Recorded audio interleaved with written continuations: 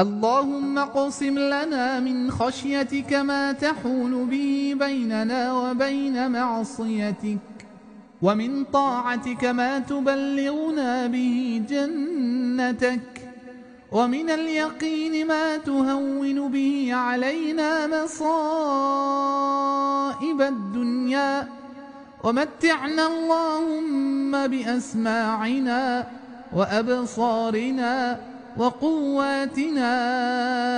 أبدا ما أبقيتنا، واجعله الوارث منا، واجعل ثأرنا على من ظلمنا، وانصرنا على من عادانا، ولا تجعل مصيبتنا في ديننا، ولا تجعل الدنيا أكبر همنا ولا مبلغ علمنا ولا إلى النار مصيرنا، واجعل الجنة هي دارنا وقرارنا برحمتك يا أرحم الراحمين.